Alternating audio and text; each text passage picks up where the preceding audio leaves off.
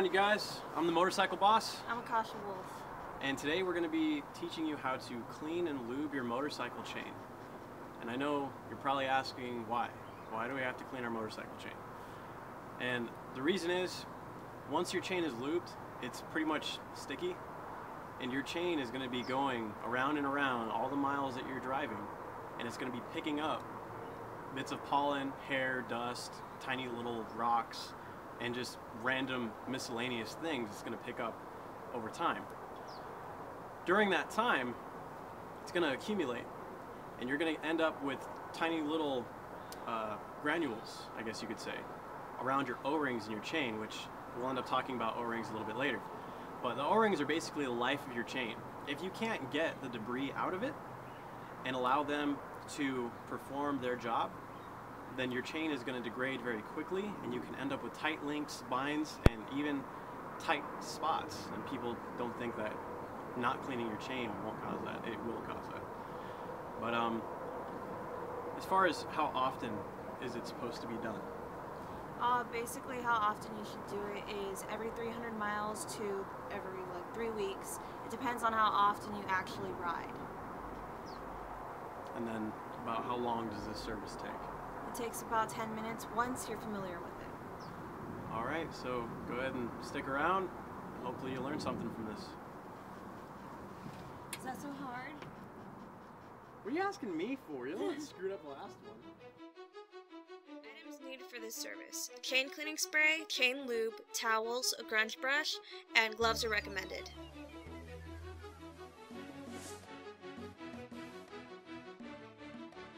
If you have a rear stand available, it'll make this job much easier because the rear tire will be able to move freely while you clean different sections of the chain. So if you have a rear stand, apply it to the swing arm. Be sure that your bike is in neutral so that way the tire can move freely and easier.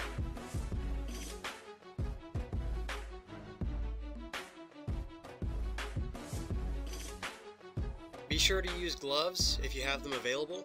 This service isn't very good for your skin and could cause cracking and splitting on your fingers.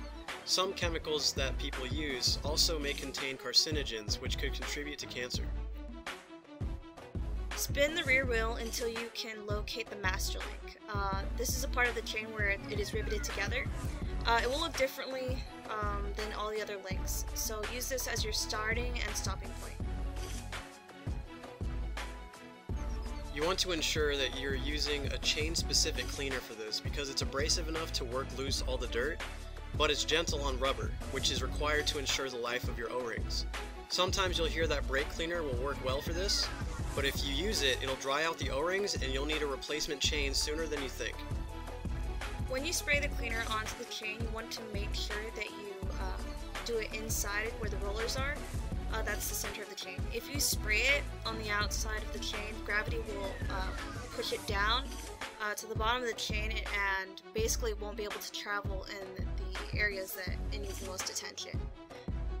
Don't forget to use the master link as your ending point and let it set for 15 seconds. Next, you want to take your grunge brush to the chain and scrub it as much as possible to work all the dirt loose.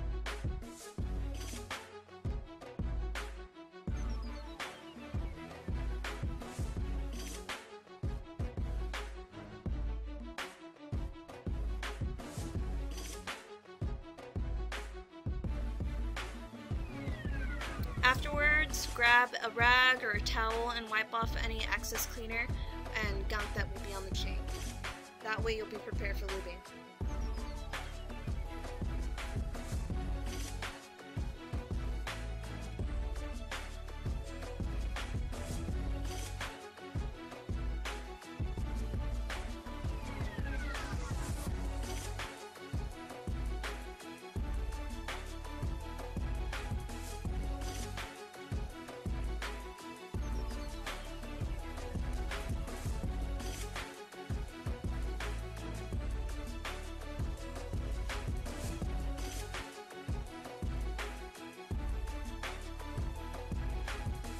Now we're moving on to the lubing section of this. Right here we have PJ1 Black Label Chain Lubricant. We're going to use this, and I'm also going to show you another lubricant as well. This one comes out much thicker and is able to come out thin, and then once it contacts the surface, it expands and becomes bubbly. And you'll see that in a second. The other kind that we're using is a chain wax, and it's much thinner, and you'll see that as well.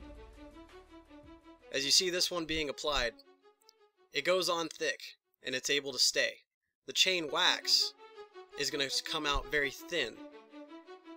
As opposed to the Black Label, the chain wax doesn't have what's known as a memory.